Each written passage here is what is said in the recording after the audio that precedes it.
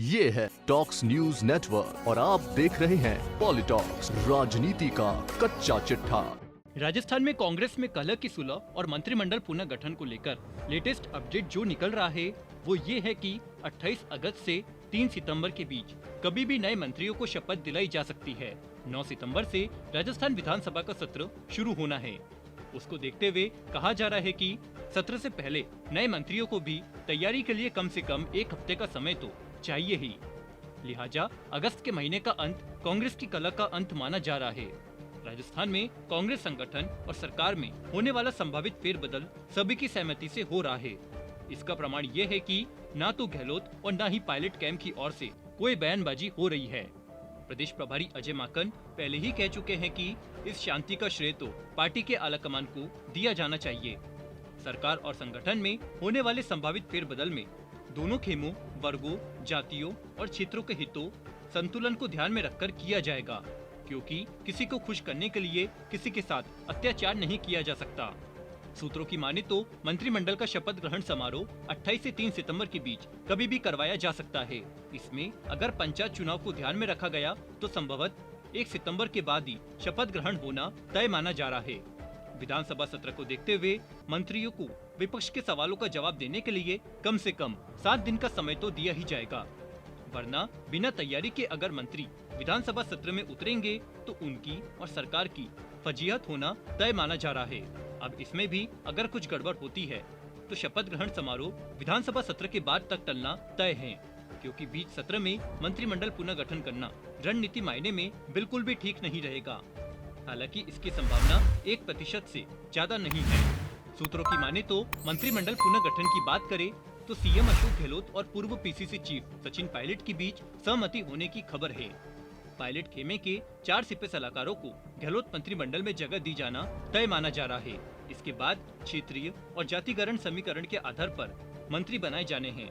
एक सूत्रों का तो कहना है कि हो सकता है किसी भी मंत्री का इस्तीफा नहीं लिया जाए और लेकिन खाली सीटों पर ही मंत्री बनाए जाए। इसके बाद पायलट कैंप के अन्य विधायकों और समर्थकों को संगठन, निगम और बोर्डों की राजनीति नियुक्तियों में एडजस्ट किया जाए। जैसा कि पायलट हमेशा कहते हैं कि जिन कार्यकर्ताओं ने लाठियां खाई है उन्हें सम्मान दिया जाए। पायलट की इस मांग को आलाकमान और सीएम अशोक गहलोत ने जायज मानते हुए उन्हें सम्मान देने का निर्णय कर लिया है। वहीं बात की जाए पूर्व पीसीसी चीफ और डिप्टी सीएम सचिन पायलट की क्या भूमिका रहेगी, इसको लेकर भी 2 फॉर्मूले तय किए गए हैं। पहले तो यह है कि पायलट को फिर से पीसीसी की कमान सौंप दी जाए और यही उनके लिए सम्मानजनक पद भी माना जा रहा है, क्योंकि इसके बाद सभी विधायकों पर पायलट की पकड़ बढ़ेगी। साथ ही पदाधिकारियों की जिम्मेदारी वो अपने हिसाब से तय कर सकेंगे।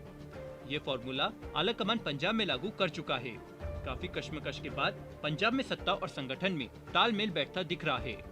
वहीं दूसरा फॉर्मूला यह है कि पायलट को दिल्ली केंद्रीय संगठन में महासचिव बनाकर गुजरात का प्रभार दिया जाए, क्योंकि गुजरात में चुनाव जल्दी होने हैं और इस राज्य में कांग्रेस को संभावनाएं दिख रही है।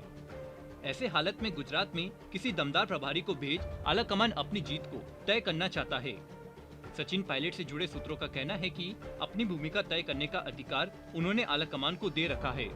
आलाकमान जो भी भूमिका तय करेगा वो पायलट को मंजूर होगी। इधर पीसीसी में भी बदलाव तय माना जा रहा है। सचिन पायलट को पीसीसी चीफ बनाया जाता है तो वो अपनी टीम अपने हिसाब से सीएम गहलोत कैंप के साथ मिलकर बना ही लेंगे। अगर पायलट पीसीसी चीफ नहीं बनते हैं तो राजस्थान में 1+4 का फॉर्मूला जो कि पंजाब और उत्तराखंड में लागू किया गया है वो आजमाया जाना तय है। अगर 1+4 फॉर्मूला तय होता है तो पूर्व नेता प्रतिपक्ष रामेश्वर डूडी और पूर्व चिकित्सा मंत्री दुरू मियां को मिल सकता है। कार्यकारी अध्यक्ष का पद गोविंद सिंह डोटासरा प्रदेशाध्यक्ष बने रह सकते हैं। साथ ही 2 चौंकाने वाले नाम भी सामने आ सकते हैं, जिसमें एक महिला नेत्री जो मीडिया सेल की जिम्मेदारी निभा रही है उनका नाम प्रायोरिटी पर है। वहीं एक नाम आदिवासी इलाके से भी आ सकता है। ये नेता पहले सांसद रह चुके हैं। पॉलिटॉक्स ब्यूरो, जयपुर। ये है टॉक्स न्यूज नेटवर्क और आप देख रहे हैं पॉलिटॉक्स, राजनीति का कच्चा चिट्ठा।